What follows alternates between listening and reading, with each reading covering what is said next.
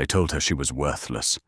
They told her that an omega without a wolf was nothing but a burden to the pack. On the coldest night of the year, Emma Vance was thrown out into a blizzard to die, rejected by the very man who was fated to love her. She found shelter in a freezing cave, thinking it would be her tomb. But when 12 massive, terrifying wolves dragged themselves into her sanctuary, bleeding and near death, Emma didn't run. She didn't know that the massive black wolf she warmed with her own body wasn't just a beast. She didn't know that by saving him, she was saving the most powerful man in the world. And she definitely didn't know that when the sun rose, the king would wake up, and heads were going to roll. The date was November 14th. It was a date Emma Vance would never forget, not because it was her 22nd birthday, but because it was the day her life effectively ended. The Silver Creek Pack house was warm, smelling of roasted pine and expensive wine. The Alpha, a man named Jaxon Miller, was hosting the annual winter solstice gala. Jaxon was handsome in that cruel, sharp-jawed way that made young wolves swoon and older wolves wary. He had broad shoulders and a smile that never quite reached his eyes. Emma stood in the shadows of the kitchen, her hands red and chapped from scrubbing pots. As an omega, and a wolfless one at that, as she hadn't shifted by her 18th birthday. She was the pack's designated servant. She wasn't allowed in the ballroom. She wasn't allowed to wear silk or velvet. She wore a grey woolen cleaning dress that was 2 sizes too big and smelled of bleach. But tonight, she felt the pull. The mate bond. It hit her the moment Jaxon had walked past the kitchen door earlier that evening. It was a scent like burnt cedar and rain. It was intoxicating. It made her knees weak. She knew, with every fibre of her being, that Jaxon Miller was her mate. Fate had a cruel sense of humour. "Emma, get the champagne tray out there. Now!" The head omega, a sour-faced woman named Martha, barked. Trembling, Emma picked up the heavy silver tray. This was her chance. If she walked out there, if she got close to him, his wolf would smell her. He would know. The bond was sacred. It didn't matter that she was a servant. The moon goddess didn't make mistakes. She pushed through the swinging doors and entered the ballroom. The noise was deafening. Laughter, music, the clinking of glass. But to Emma, the room went silent the moment her eyes locked on Jaxon. He was standing in the center of the room, his arm draped around the waist of Sarah Jenkins, a high-ranking beta female with blonde hair and a vicious streak a mile wide. Emma moved forward, her heart hammering against her ribs like a trapped bird. He will see me, she thought. He will know. She stepped into the circle of light. Alpha Jaxon? Her voice was a whisper, but in the sudden lull of conversation, it carried. Jaxon turned. His eyes, usually a cold blue, flashed gold, the sign of the wolf recognizing its mate. Emma's breath hitched. He felt it. For 3 seconds, the entire room held its breath. The bond snapped into place, a tangible thread connecting their souls. Emma smiled, a tentative, hopeful thing. Then Jaxon laughed. It was a dark, dry sound. He looked at Emma, taking in her stained dress, her messy brown hair, her red, work-worn hands. Then he looked at Sarah, who was draped in emerald silk. "Are you?" Jaxon sneered, his voice dripping with disgust. "The moon goddess must be drunk." The crowd tittered nervously. Emma's smile faltered. "Jaxon, I'm your—" "Do not speak to me!" he roared, the sound vibrating through the floorboards. He stepped away from her as if she were contagious. "I, Alpha Jaxon Miller of the Silver Creek Pack, reject you, Emma Vance." The pain was immediate. It felt like a physical blow to the chest, a severing of a limb. Emma gasped, dropping the champagne tray. Glass shattered. Amber liquid pooled around her worn boots. "I reject you as my mate," Jaxon continued, his voice booming for everyone to hear. "I want a Luna who is strong, a Luna who can shift, not a broken little cleaning rat." He turned to Sarah and pulled her close. "I choose Sarah Jenkins as my chosen mate and future Luna." Sarah smirked, looking down at Emma with triumphant eyes. "Clean up this mess, Emma," Sarah said sweetly. "And try not to cut yourself. We don't want your blood staining to the floor." Emma fell to her knees, clutching her chest. The rejection was agonizing, but the humiliation was worse. The pack, the people she had grown up with, the people she had served for 4 years, were laughing. "Get her out of here," Jaxon commanded, waving his hand dismissively. "In fact, I'm tired of seeing her face. Emma Vance, you are banished. You have 1 hour to pack your trash and leave my territory. If I find you on Silver Creek land by midnight, my warriors will hunt you down for sport." Martha, the head Omega, grabbed Emma by the arm and dragged her toward the back exit. "Come on, you useless girl! You heard the Alpha. Thrown out, rejected, banished." Emma stumbled out into the freezing night, the heavy door slamming shut behind her. The wind howled, biting through her thin dress. It was starting to snow. The territory of Silver Creek bordered the Great Northern Wilderness, a stretch of mountains and forests known as the Deadlands. It was called that for a reason. Temperatures there dropped to 20 below zero in minutes, and the storms came without warning. Emma had been walking for 3 hours. Her packing had consisted of grabbing a torn wool blanket, a flask of water, and a stolen loaf of bread from the pantry. She wore an old coat she had scavenged from the lost and found bin years ago, but it was threadbare and offered little protection against the biting wind. The adrenaline of the rejection had faded, replaced by a numbing cold that settled deep in her bones. Her fingers were blue. Her toes had lost feeling an hour ago. "Just keep moving," she whispered to herself, her teeth chattering so hard her jaw ached. "If you stop, you die." The snow was falling harder now, a white curtain that blinded her. The wind screamed like a dying animal. She couldn't see the moon. The sky was a churning mass of charcoal clouds. She knew she was going to die. No wolf, even a shifted one, could survive a night like this without shelter. And she was human in all the ways that mattered when it came to survival. She had no fur, no enhanced healing, no speed. She stumbled over a tree root and fell face first into a snowdrift. The cold burned her skin. It would be so easy to just stay here, to close her eyes. The pain in her chest, where the mate bond had been severed, was still throbbing, a dull, constant ache. Why fight? Jaxon didn't want her. No one wanted her. No, a small voice inside her whispered, "Not like this. Don't give him the satisfaction." She forced herself up, her limbs heavy as lead. Through the swirling white, she saw a shadow, a dark opening in the side of a rocky cliff face, about 50 yards away. A cave! With the last of her strength, Emma pushed through the waist-deep snow. She clawed her way up the rocky slope, her fingernails tearing against the frozen stone. She collapsed onto the dry dirt floor of the cave just as the storm intensified into a full-blown blizzard. The cave was small, damp, and smelled of old bear, but it was out of the wind. Emma crawled to the back, wrapping her thin blanket tighter around her shoulders. She huddled into a ball, shivering violently. "Happy birthday, Emma," she whispered into the darkness, a single tear freezing on her cheek.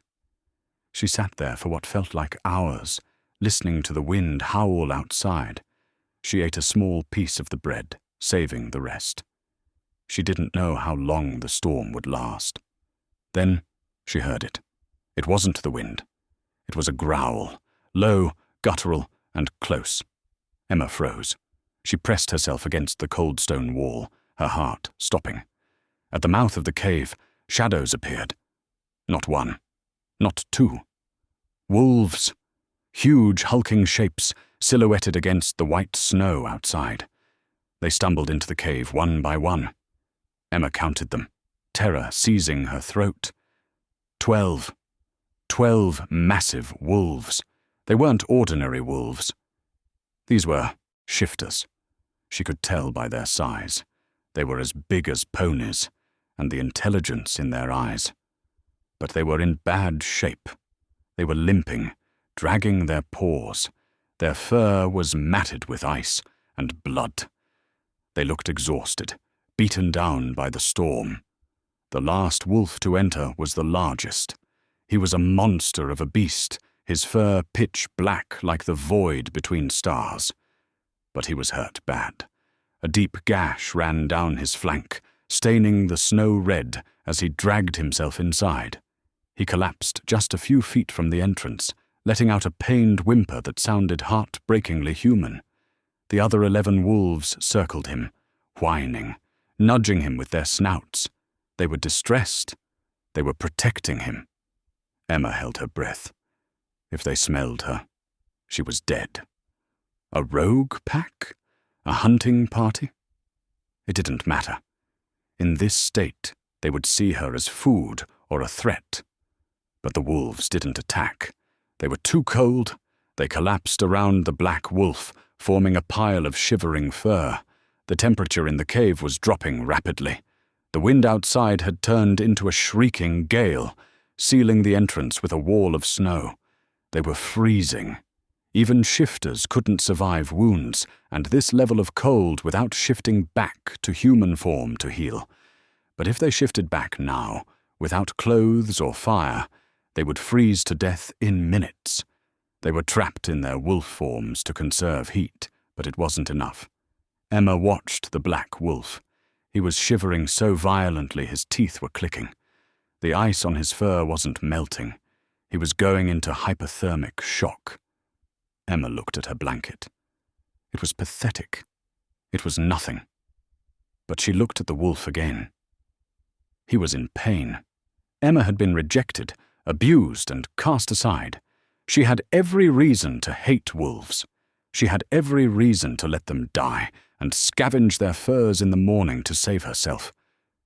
But she couldn't do it. Slowly, carefully, she stood up. The nearest wolf, a russet-colored female, snapped her head toward Emma and snarled, baring fangs the size of steak knives. Emma raised her hands, palms open. "I'm not going to hurt him," she whispered, her voice steady, despite her fear. She took a step forward. The russet wolf growled again, preparing to lunge. The black wolf let out a soft chuff. It was a command. "Stand down!" The russet wolf hesitated, then lowered her head, though her yellow eyes watched Emma with lethal intensity. Emma knelt beside the massive black wolf. Up close, he was terrifying. His head was the size of her torso. But his eyes, they were a striking, molten silver. They were clouded with pain, but they locked onto hers with a startling awareness. "You're freezing," Emma murmured. She reached out and touched his flank. He was ice cold. The blood on his wound was tacky and dark. "This is going to hurt," she told him. She took her flask of water and poured a little onto the hem of her dress, tearing a strip off. She gently wiped the dirt from his wound.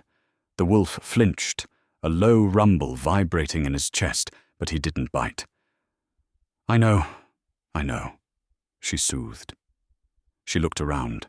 The other wolves were watching her, confused. "He needs heat," she said to them, feeling foolish for talking to animals. "He's too cold." She took off her coat. It was the only thing keeping her alive, but she draped it over the black wolf's core. It wasn't enough. It barely covered his shoulder. He was shaking harder now. His eyes were fluttering shut. Emma knew what she had to do. It was madness. It was suicide. But she couldn't watch him die. She laid her thin blanket over him. Then she did the unthinkable. She crawled under the blanket and pressed her body against his side. The russet wolf snarled, stepping forward.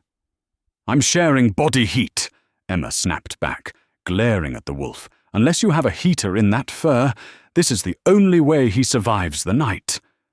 The wolf stopped, seemingly surprised by the girl's audacity.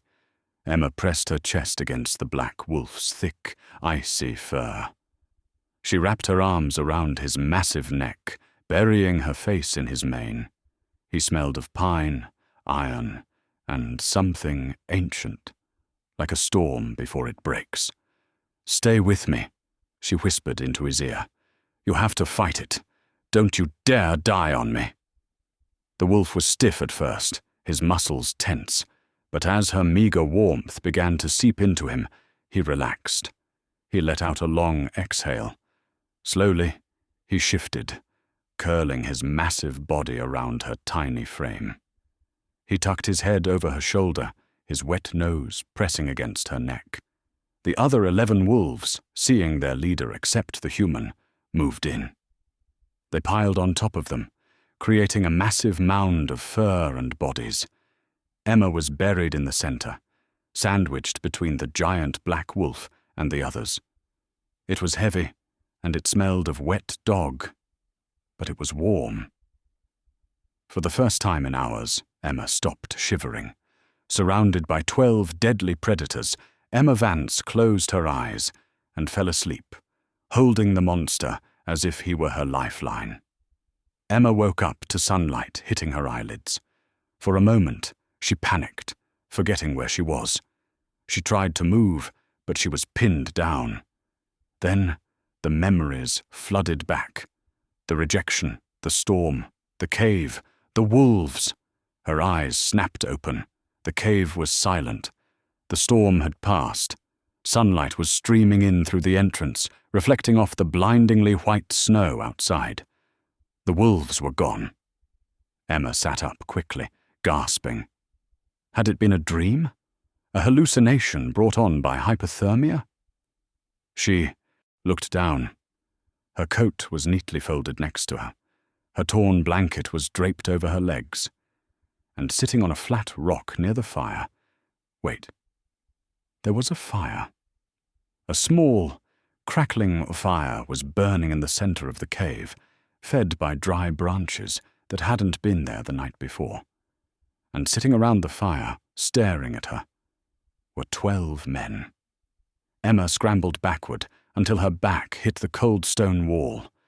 She pulled the blanket up to her chin, her heart racing. These men were intense. They were all huge, well over 6 feet tall, with rippling muscles and an aura of dangerous power that filled the small cave. They were naked from the waist up, wearing only tactical pants that looked like they had been shredded and repaired. But her eyes went instantly to the man in the center. He was sitting on a large boulder, watching her with an intensity that made her skin prickle.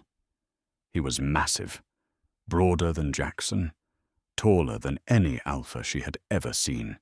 He had jet black hair that fell into his eyes and a jagged scar running down his ribs, exactly where the black wolf had been injured, and his eyes, molten silver.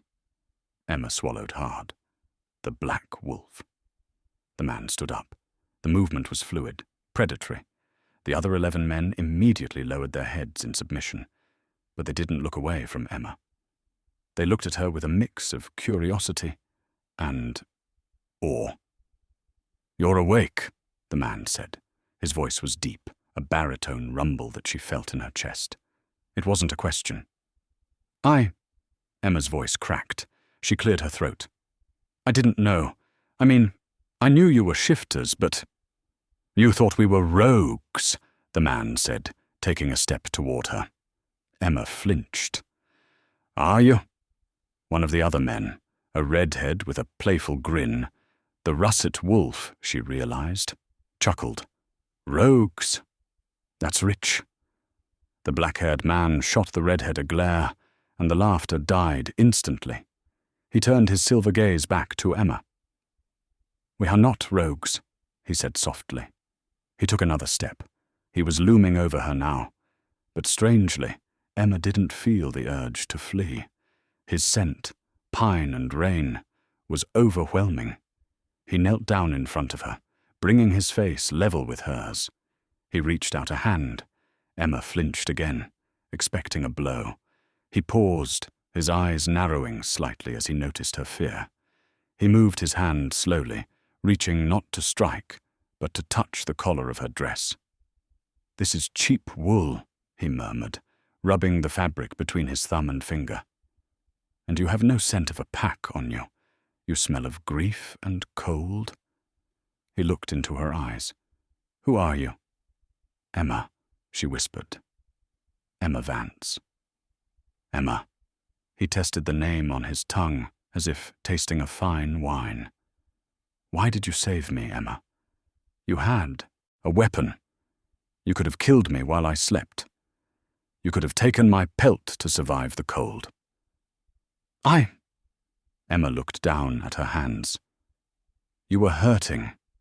I couldn't just watch you die." The man went silent. The tension in the cave spiked. The other men were watching their leader, waiting for his reaction. "You risked your life for a stranger," the man said, his voice dropping to a harsh whisper. "You used your own body heat to keep a predator alive. Do you have any idea who I am?" Emma shook her head. "No, just a wolf." The man smiled then. It wasn't like Jackson's cruel sneer. It was a genuine, breathtaking smile that transformed his harsh face. "I am Kalen," he said. "Kalen Thorne." Emma's blood ran cold. She stopped breathing. Kalen Thorne. Every wolf in the continent knew that name. It was the name used to frighten pups into behaving. It was the name whispered in fear by alphas in their war rooms. Kalen Thorne was the Lycan King, the ruler of all packs, the alpha of alphas.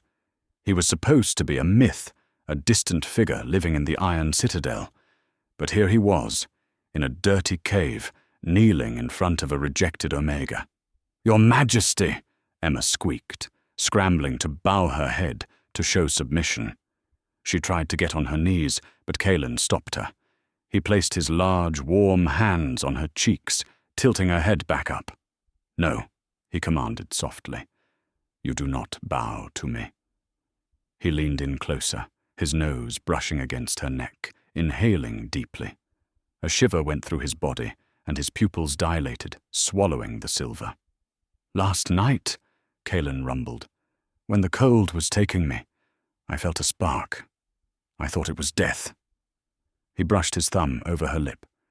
"But it wasn't death. It was you." The other men in the cave gasped. The redhead muttered, "No way." Kalen ignored them. He looked at Emma with a possession that made her toes curl. "I have searched the four corners of this earth for 100 years, Kalen said, his voice thick with emotion. "I have conquered kingdoms. I have slaughtered armies, all to find the one soul made for mine." He leaned his forehead against hers. "Mine," he growled, the sound vibrating through her skull. "My mate, my Luna." Emma stared at him, stunned. "But I'm an Omega. I have no wolf. I was rejected yesterday." Kalen's head snapped back. The tenderness vanished, replaced by a terrifying cold rage. The temperature in the cave seemed to drop 10 degrees instantly. "Rejected?" he said, his voice deadly quiet. "Who rejected you?" Emma trembled. "Alpha Jaxon, of the Silver Creek Pack." Kalen stood up slowly. His height seemed to fill the cave. He looked at his men. "Generals," Kalen said, his voice like cracking ice. The 11 men stood up instantly, their expressions hard and lethal. "Prepare for departure," the king commanded. "We are paying a visit to the Silver Creek Pack." He looked down at Emma and extended his hand. "Come, my Luna," Kalen said, his eyes burning with a promise of violence and devotion. "Let's go introduce your former alpha to his king." The descent from the cave was nothing like the death march Emma had endured the night before. The storm had broken, leaving the world scoured clean and blindingly white. Kaelin refused to let Emma walk. Despite her protests that she could manage, the Lycan King simply scooped her up into his arms as if she weighed no more than a snowflake. He was warm, incredibly warm, like a living furnace. He wore the tactical vest one of his generals had handed him, but he had wrapped Emma in a heavy, fur-lined parka that swallowed her small frame. "I can walk," Emma mumbled, her face pressed against the hard muscle of his chest. "I'm heavy." Kaelin let out a low, rumbling laugh that vibrated against her cheek. "My Luna, I have carried boulders heavier than you for sport. You are a feather." Behind them, the 11 generals fanned out in a protective formation. They moved through the deep snow with a terrifying grace, their eyes scanning the tree line for threats. Emma learned their names as they walked. There was Silas, the redhead with the grin who was actually the king's second-in-command. There was Gunnar, a massive man with tattoos covering his skull who didn't speak, but offered Emma a protein bar with surprising gentleness. "Kaelin," Emma asked quietly as they neared the border of the Silver Creek territory, "why were you hurt? What could possibly wound the Lycan King?" Kaelin's jaw tightened. The silver in his eyes darkened to the color of storm clouds. "Betrayal," he said simply. "A faction of rogue alphas from the south thought they could decapitate the kingdom by ambushing me during a diplomatic crossing. They used illegal weaponry, bullets laced with concentrated liquid silver and wolfsbane." He looked down at her, his expression softening. "They thought the snow would finish what they started. They didn't account for you." They reached the perimeter of Silver Creek. The pack lands were marked by towering pine trees, slashed with claw marks, Jaxon's territorial boundary. 2 border patrol wolves shifted into their human forms as the group approached. They were young, arrogant enforcers loyal to Jaxon. "Halt!" one of them shouted, stepping forward. He was naked, shivering slightly, but trying to look tough. "This is Silver Creek land. Alpha Jaxon has closed the borders. No trespassers." Then the guard saw Emma in Kaelin's arms. He sneered. "Well, look at this. The trash came back. Alpha Jaxon said if you returned, we were to kill you on sight, Vance." The guard began to shift, his bones cracking as he prepared to attack. Kaelin didn't even break stride. "Silas," the king said calmly. "On it, boss," the redhead chirped. In a blur of motion, too fast for Emma's human eyes to follow, Silas moved. There was a sickening crunch, a yelp, and suddenly the guard was pinned to a tree by his throat, his feet dangling 2 feet off the ground. The second guard froze, eyes wide. Kaelin stopped. He looked at the remaining guard with a boredom that was more terrifying than rage. "Run!" Kaelin commanded. "Tell Jaxon Miller that his king has arrived." The guard didn't need to be told twice. He turned and bolted toward the pack house, tail tucked, abandoning his post. Kaelin looked at Emma. "Ready to go home, little one?" "It's not my home anymore," she whispered, a pang of sadness hitting her. "They threw me away." "Good," Kaelin said, a dark promise in his tone. "Because I'm going to burn it down and build you a castle in its ashes." The Silver Creek Pack House was in a state of post-party lethargy. The gala had ended late, and most of the high-ranking members were nursing hangovers in the main hall, eating a late brunch. Jaxon Miller sat at the head of the long mahogany table, looking smug. Sarah was on his lap, feeding him grapes like a cliché from a bad movie. "I'm telling you, Jax," Sarah giggled. "She's probably a popsicle by now. The temperature dropped to -20 last night." Jaxon smirked, taking a sip of coffee. Good riddance. She was an embarrassment. A wolfless omega. Weak blood. We need to breed strong heirs, Sarah, not run a charity for the genetic defects. The doors to the main hall were heavy oak, reinforced with iron. They were locked. Suddenly, a boom shook the entire house. Dust fell from the chandeliers. The wolves at the table jumped up. "What was that?" Jaxon demanded. Boom! The second impact cracked the wood down the center. Crash! The doors exploded inward, splinters of wood flying like shrapnel. Through the dust and debris, 12 men walked in. They were dressed in black tactical gear now, clothes they had likely retrieved from a hidden cache nearby, and they radiated an aura of power that sucked the air out of the room. And in the center, walking with the lazy confidence of a predator entering a nursery, was a man Jaxon didn't recognize, holding a woman's hand. It was Emma. She looked different. She was wearing a coat that cost more than Jaxon's car. Her hair was brushed, and though she looked pale, she was standing tall. Jaxon's shock turned instantly to rage. "You!" Jaxon roared, shoving Sarah off his lap. He marched down the length of the table. "I told you, Emma! I told you if you came back, I'd have your head! And you brought— Who are these vagrants? Rogues?" Jaxon stopped 10 feet away from them. He puffed out his chest, flaring his alpha aura. It was a pressure wave meant to force lower-ranking wolves to their knees. "Kneel!" Jaxon commanded the intruders. "I am Alpha Jaxon Miller, and you are on my land." Emma flinched instinctively, waiting for the pressure to hit her. But it never came. Kalen stepped in front of her. He didn't raise his voice. He didn't flare his aura. He simply looked at Jaxon. "Alpha Jaxon Miller," Kalen repeated, his voice smooth and cold. "You have a very loud bark for such a small puppy." Jaxon's face turned red. "Who do you think you are?" Kalen tilted his head. "Silas, show him." Silas stepped forward and ripped the patch off his shoulder, tossing it onto the table in front of Jaxon. Jaxon looked down at the patch. It was a crest embroidered in silver thread. A wolf's head wearing a crown of thorns. The blood drained from Jaxon's face so fast he looked like he might faint. Every wolf in the room gasped. The royal guard.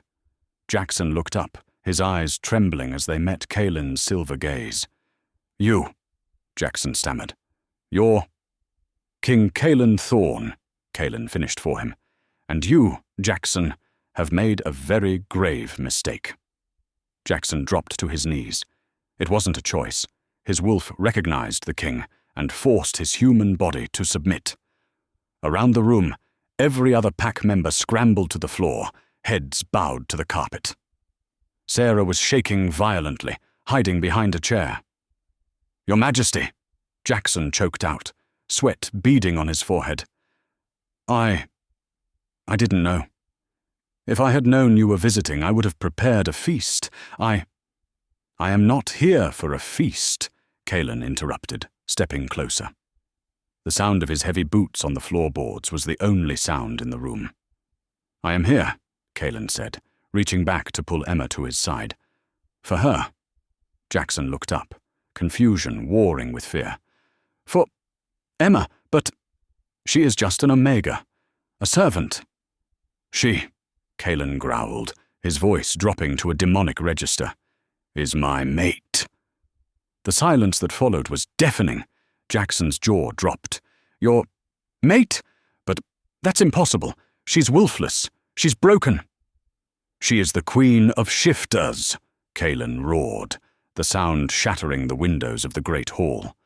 "And you threw her out into a blizzard to die." Kalen grabbed Jaxon by the throat and lifted him into the air with one hand. Jaxon clawed at the king's grip, his legs kicking helplessly. "You rejected a gift from the moon goddess," Kalen hissed into Jaxon's face. "You abused her, you enslaved her, and then you tried to murder her." "Please," Jaxon wheezed. "Mercy, mercy!" Kalen laughed darkly. Did you show her mercy when she begged? Did you show her mercy when she froze? Kaelin threw Jaxon across the room. The alpha crashed into the buffet table, sending food and china flying. He groaned, trying to stand, but Silas was there instantly, planting a boot on Jackson's chest. "Emma," Kaelin said, turning to her. The room watched. Emma felt everyone's eyes on her. The people who had mocked her yesterday were now looking at her with terror. "This man hurt you," Kaelin said softly. "He rejected you. By the ancient laws, his life is yours. Give the word, and I will rip his head off right now." Emma looked at Jaxon. He was bleeding from his nose, looking pathetic and small. This was the man she had thought she loved? This weak, cruel man. She looked at Sarah, who was sobbing silently in the corner. Emma took a deep breath. She could kill him. It would be justice. But then she looked at Kaelin. She saw the rage in him, a rage born of protectiveness for her. "No," Emma said firmly. Kaelin frowned. "No? He deserves death." "Death is too easy," Emma said, her voice gaining strength. She walked over to where Jaxon lay. She looked down at him. "You rejected me because I was weak," Emma said to Jaxon. "Because I had no wolf. You wanted power, Jaxon. That's all you care about." She turned to Kaelin. "Don't kill him," she said. "Strip him." Kaelin's eyebrows shot up. A slow, wicked smile spread across his face. "Strip him. Take his rank," Emma said. "Make him an Omega. Let him serve the pack he used to rule. Let him scrub the floors and clean the toilets. Let him feel what it's like to be nothing." The punishment was worse than death for an alpha. To be stripped of rank, to be forced to submit to everyone, to lose the respect of the pack. It was a living hell. Kaelin looked at Emma with undisguised pride. "You are vicious, my love. I adore it." Kaelin turned to the room. "You heard your queen." He walked over to Jaxon, grabbed his hand, and bit into his wrist. It wasn't a mating bite. It was a severing. Kaelin used his alpha command to forcefully rip the alpha spark out of Jaxon's aura. Jaxon screamed, a sound of pure spiritual agony. When Kaelin pulled back, Jaxon lay panting on the floor. His eyes, once the gold of an alpha, were now a dull, muddy brown. He had lost his connection to the pack mind. He was an Omega. "Sarah Jenkins," Kaelin called out. Sarah crawled forward, weeping. "Your Majesty, please, I did what he told me." "You enjoyed it," Emma said quietly. Kaelin nodded. "You wanted to be Luna? You wanted to stand by an alpha?" He pointed to the door. "You are banished. You have 1 hour to leave. If you are found on these lands, you will be hunted." Sarah wailed, but Gunnar grabbed her and dragged her toward the door. Kaelin turned to the rest of the pack, who were still kneeling, terrified. "Silver Creek is now under my direct protection," Kaelin announced. "Until a new alpha is selected who meets my standards, General Silas will oversee this pack." He walked back to Emma and took her hand. He kissed her knuckles, right in front of everyone. "Now," Kaelin whispered to her, "let's get you out of this stinking house. My jet is waiting. We have a kingdom to get to." Emma looked back one last time at Jaxon, who was sobbing into the carpet. She felt the bond in her chest, the old, painful tether to him, finally snap and dissolve. She was free. "Yes," Emma said, smiling at her king. "Let's go home." Life at the Iron Citadel was a dream Emma was afraid to wake up from. The Citadel was a massive fortress built into the side of a mountain, overlooking a valley that remained green even in winter, thanks to subterranean hot springs. It was a place of ancient magic and modern luxury. 3 weeks had passed since Emma had left Silver Creek. In that time, she had been bathed in oils that cost more than a house, dressed in silks, woven by the finest artisans, and fed delicacies she couldn't pronounce. The pack at the citadel, the royal pack, treated her not just with respect, but with reverence. But there was a problem. Emma sat in the royal library, a massive room filled with thousands of books. She was staring out the window at the training grounds below, where Calen was sparring with his generals. Even from here, the sheer power rolling off him was palpable. She sighed. "You are sighing again, my queen," a voice said. Emma turned to see Martha, not the cruel Martha from Silver Creek, but a kindly, elderly she-wolf who was the citadel's head healer. "I don't belong here, Martha," Emma said softly.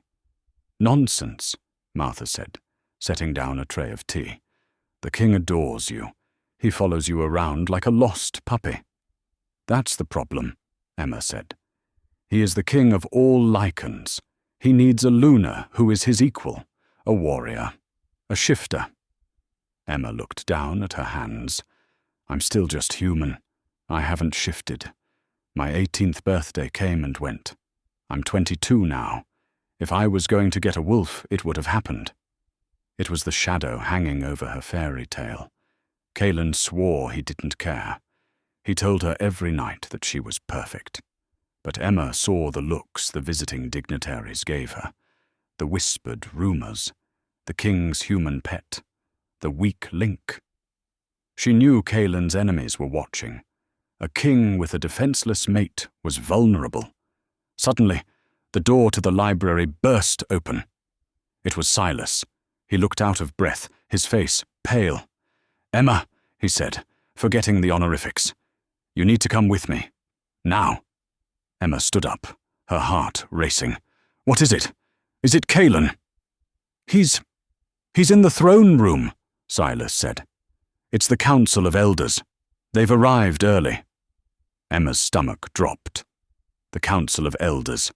The ancient wolves who upheld the laws of the species. They had the power to challenge a king's decisions.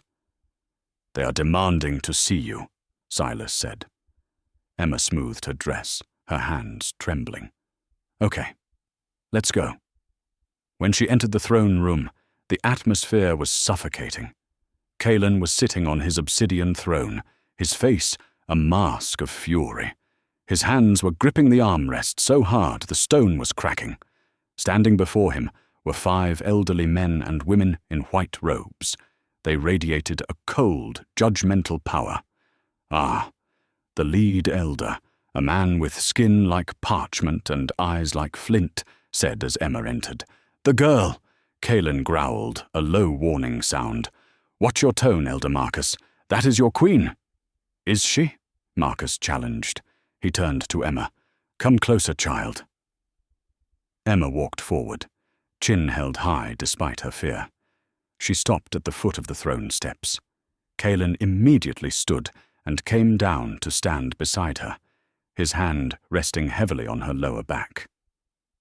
"She has no scent of the wolf," Marcus observed, sniffing the air.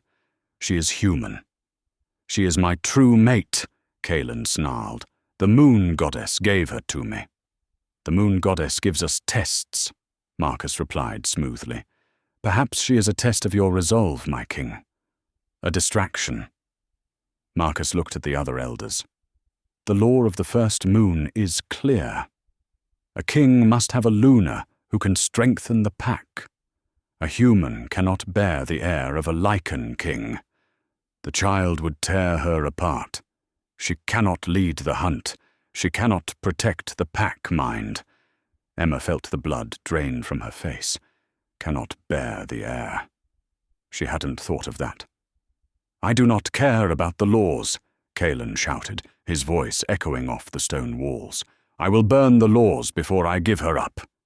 "Then you will burn the kingdom," Marcus said calmly. "If you refuse to set her aside and take a wolf-born mate, the council will be forced to invoke the right of challenge. Any alpha in the kingdom can challenge you for the throne, and they will.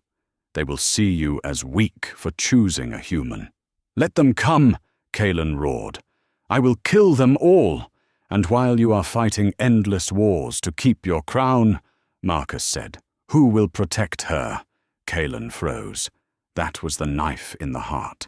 If Kaelin was constantly fighting challenges, he couldn't be by Emma's side. Eventually, someone would get to her. Emma looked at Kaelin. She saw the desperation in his eyes. He knew the elder was right.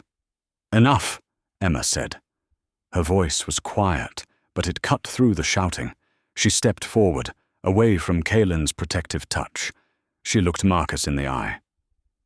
You say I am not worthy because I have no wolf, Emma said. It is a fact of biology, child, Marcus said. It is not personal. And if I find my wolf? Emma asked. Marcus scoffed. You are 22. The window has passed.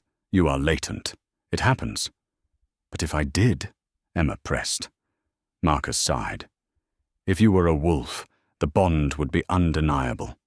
The council would bow to you. Good, Emma said.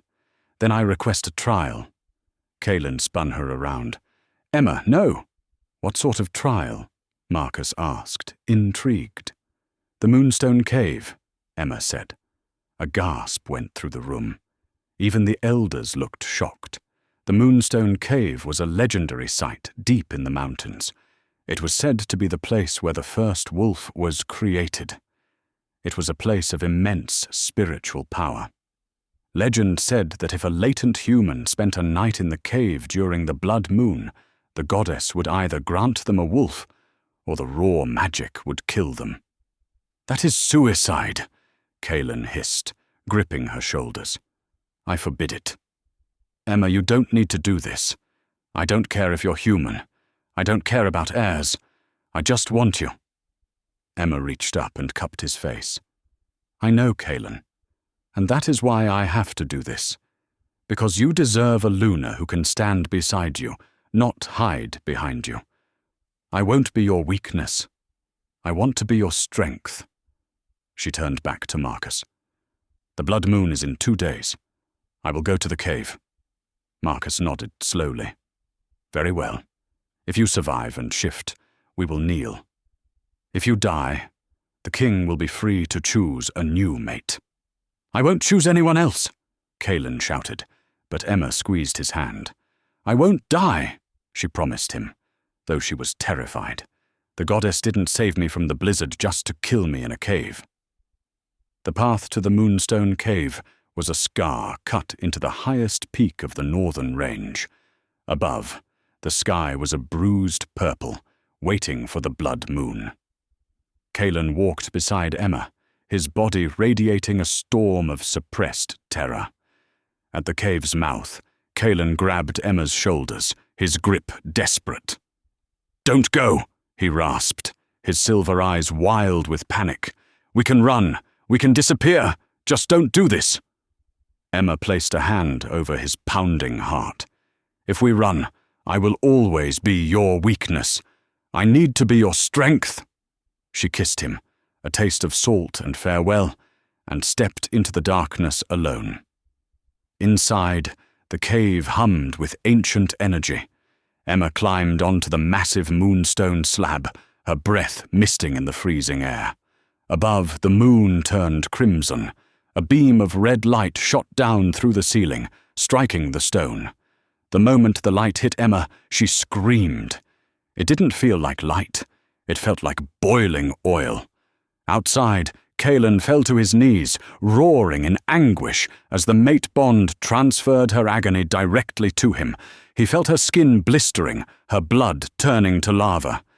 Inside, Emma's body arched off the stone. Her bones began to vibrate, then shatter. It wasn't a normal shift. It was a total reconstruction. Give up, the pain whispered. Die and be at peace. No, Emma gritted out, her voice breaking. I am a queen. The cave began to quake. Stalactites rained down like glass shrapnel. A shockwave of pure power exploded outward, cracking the moonstone in half. Then, absolute silence. Outside, the ground stopped shaking. The bond in Kaelin's chest went dead. "She's gone," Elder Marcus announced solemnly. "The energy spiked and severed. No human survives that." "Liar!" Kaelin screamed, scrambling toward the cave. "Emma!" He stopped at the entrance, staring into the abyss. The silence was heavy, final. His world collapsed. But then a sound emerged from the darkness. It wasn't a human cry. It was a growl, low, guttural, and sounding like tectonic plates grinding together. A massive paw, white as blinding starlight, stepped out of the shadows. Claws like obsidian daggers scraped the rock. The wolf that emerged was a giant, standing 7 feet tall at the shoulder, dwarfing even the largest alphas. Her fur was pristine, glowing with an inner luminescence. But it was her eyes that made the Council of Elders drop to their knees in terror. They were violet, electric, striking purple. The mark of the spirit wolf, the White Queen. The massive wolf looked at Kaelin and chuffed softly. Kaelin fell to his knees, tears streaming down his face. "You did it," he whispered. "You're beautiful." The white wolf threw her head back and howled, a haunting melody that echoed across the mountains. Kaelin stood, a feral grin breaking through his tears. He shifted mid-stride, his massive black form joining hers. Black and white, night and day. The king and queen turned and ran down the mountain together, finally equals, finally free. 6 months had passed since the night of the blood moon. The Silver Creek Pack had changed under the interim rule of General Silas. The pack house, once a place of fear and hierarchy, was now clean and efficient. But today, the air crackled with a different kind of tension. The king and queen were returning. In the town square, a massive stage had been erected. Banners flapped in the crisp spring breeze, displaying the new royal crest. A massive black wolf and a radiant white wolf circled together in an eternal dance. At the very back of the crowd, huddled in the shadows near the waste bins, stood Jaxon Miller. He was unrecognizable from the arrogant alpha he had been. His clothes were ragged, stained with grease from the kitchens. His face was gaunt, his eyes hollow. Beside him stood Sarah, shivering in a threadbare coat, her blonde hair matted and dull. They were omegas now, the lowest of the low. For 6 months, they had scrubbed floors, cleaned kennels, and eaten scraps. "They say she glows," a young teenager whispered near them. "They say she can silence a room just by breathing." "She's a monster," Sarah muttered bitterly, though she kept her voice low. "A freak of nature." "Shut up," Jaxon hissed, fear evident in his voice. "If they hear you, we're dead." Suddenly the crowd went silent. A convoy of armored black SUVs swept into the square. The doors of the lead vehicle opened. Kaelin stepped out first. He looked lethal in a tailored black suit, his power rolling off him in waves. But he didn't address the crowd. He turned and extended a hand into the car. A delicate hand took his. Emma stepped out. A collective gasp swept through the hundreds of gathered wolves. She was breathtaking. She wore a gown of shimmering silver silk that flowed like water around her curves. Her brown hair was now streaked with white, a mark of the spirit wolf, and her skin seemed to hum with an ethereal light. But it was her eyes that froze Jaxon's blood. They were violet, bright, electric, unforgiving violet. The crowd dropped to their knees as one. Emma didn't walk to the stage. She walked straight through the crowd, the sea of people parting before her. She headed directly for the back, directly for Jaxon. Jaxon trembled, his knees knocking together. He tried to look down, to show submission, but he couldn't tear his eyes away from the woman he had thrown into the snow. "Look at me," Emma commanded. Her voice was soft, but it carried the weight of a sledgehammer. Jaxon's head snapped up. "Hello, Jaxon," she said. My queen," Jaxon stammered, sweat beading on his forehead. "Do you remember my birthday?" Emma asked, tilting her head. Yes, I remember. You told me I was nothing, Emma said, stepping closer. The violet light in her eyes flared. You told me I was broken. You threw me out to die. Sarah let out a small whimper, hiding behind Jaxon. Emma smiled. It wasn't a cruel smile, but it was terrifyingly serene. Thank you, she whispered. Jaxon blinked, his mouth falling open. Well, what? If you hadn't rejected me, Emma said, her voice ringing out so the whole pack could hear, I would have stayed here. I would have been your quiet, human mate. I never would have found the cave. I never would have met Kaelin. I never would have become this. She gestured to herself, to the power radiating from her skin. Your cruelty was the key to my destiny, Jaxon. So, I forgive you. The crowd murmured. Forgiveness? After everything. But, Emma added, her tone dropping to absolute zero, forgiveness does not mean you belong in my kingdom. She turned to the crowd. Jaxon Miller and Sarah Jenkins have served their time as Omegas. Today, I release them from their service. Jackson's eyes lit up with pathetic hope. You're restoring my rank? Emma laughed. It was a cold, bell-like sound. No, Jaxon, I am banishing you. The hope vanished from Jackson's face, replaced by horror. You have 1 hour, Emma said, repeating the exact words he had spoken to her on that fateful night. Pack your trash and leave. If you are found on Lycan territory, anywhere in the kingdom, my warriors will hunt you down for sport. But where will we go? Sarah cried out, clutching Jackson's arm. We are wolves. We can't live among humans. Kaelin stepped up behind Emma, wrapping his arm possessively around her waist.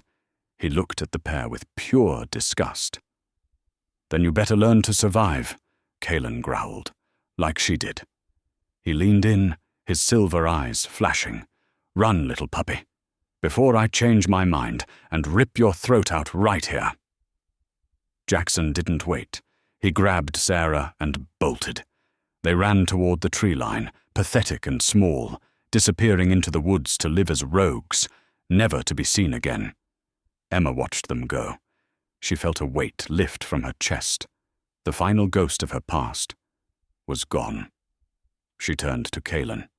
He was looking down at her, with that same adoration he had shown her in the cave, back when she was just a girl with a torn blanket.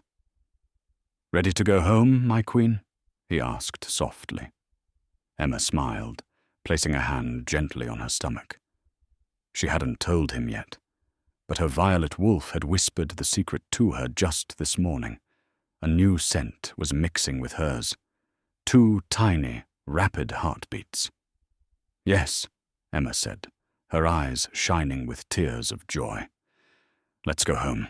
We have a nursery to prepare. Kaelin froze. His eyes went wide, flicking to her stomach, then back to her eyes. Wait, did you say? Twins, Emma whispered. Kaelin let out a roar of pure joy, scooping her up into his arms and spinning her around as the Silver Creek pack cheered, the sound echoing through the mountains, marking the beginning of a golden age for the Black King and his White Queen. And that is the incredible story of Emma and King Kaelin.